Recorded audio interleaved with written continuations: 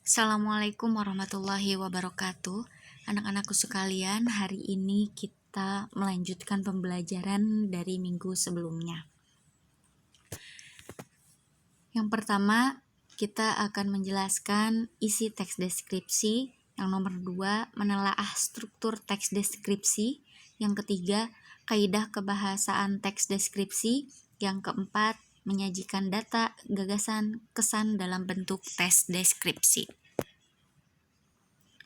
Bagaimana ya cara untuk menjelaskan isi teks deskripsi? Ketika kalian menemukan teks yang berisi memaparkan, berarti itu merupakan teks deskripsi. Namun bagaimana ya cara menjelaskan isinya?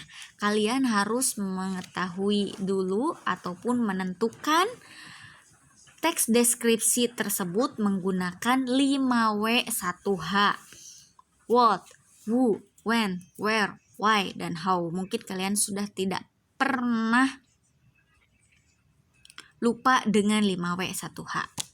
Nah, setelah semua pertanyaan terjawab, barulah isi teks tersebut dapat diketahui ya. Lanjut. Struktur teks deskripsi. Kalian bisa lihat pada poin C ya. Struktur teks deskripsi itu ada 3. 1 ada pemerincian, nomor 2 ada identifikasi bagian, dan nomor 3 ada penutup. Apa sih itu pemerincian? Pemerincian itu adalah perincian suatu objek berdasarkan tanggapan subjektif penulis. Contohnya, di sini ada teks deskripsi objek wisata Pantai Anyer. Maka pemerinciannya itu ada pada paragraf pertama. Kenapa? Karena di sini dijelaskan tentang objeknya, yaitu Pantai Anyer. Coba kalian lihat teksnya. Pantai Anyer adalah salah satu pantai di Provinsi Banten yang paling banyak dikunjungi wisatawan, dan lain sebagainya. Nah, itu perincian suatu objek. Menjelaskan dulu Pantai Anyer tuh seperti apa, ada di mana. Nah, itu merupakan pemerincian. Nomor 2, ada identifikasi bagian. Identifikasi bagian itu objek yang dideskripsikan dalam bentuk pernyataan umum.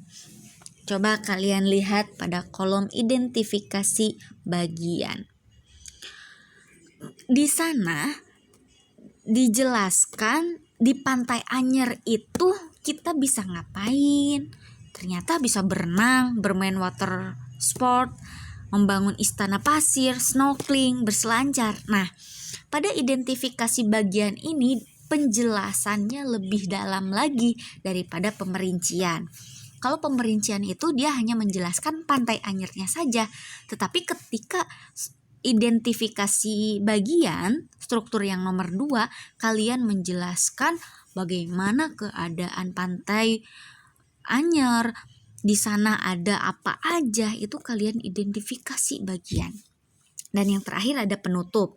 Penutup adalah akhir teks deskripsi yang berisi mengenai kesimpulan. Nah, di situ langsung saja ada penutup dan biasanya itu ada pada paragraf terakhir. Lanjut ya. Contohnya, ini yang tadi Ibu jelaskan, bisa kalian lihat di e-booknya masing-masing. Unsur kebahasaan teks. Ada 1 kata umum dan kata khusus. Contohnya bisa kalian lihat.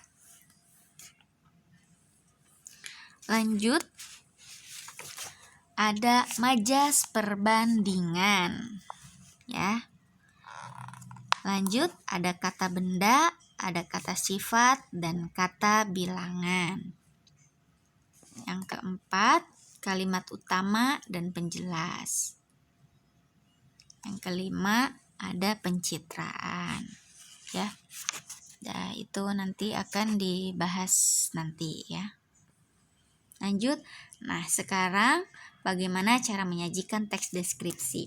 Yang pertama, kita harus mengetahui objek apa yang akan dideskripsikan.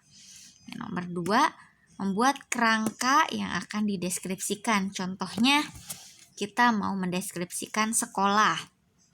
Maka, identifikasi bagian apa nih yang harus kita jelaskan? Ruang kelas, teman, guru, halaman sekolah, dan kegiatan sekolah. Kalau kita lihat secara strukturnya, maka sekolah itu merupakan struktur yang pertama, yaitu pemerincian. Pemerincian itu objek yang dijelaskan terlebih dahulu. Lanjut, ada ruang kelas, taman, guru, halaman sekolah, kegiatan sekolah. Nah, itu merupakan struktur identifikasi bagian. Maka ketika kalian sudah menentukan membuat kerangka, maka akan mudah kalian untuk menyajikan teks deskripsi. Yang ketiga, mencari data berupa fakta dari kerangka tersebut. Nomor 4, kembangkan data tersebut sesuai struktur teks deskripsi. Oke, itu saja yang dapat Ibu sampaikan. Terima kasih. Wassalamualaikum warahmatullahi wabarakatuh.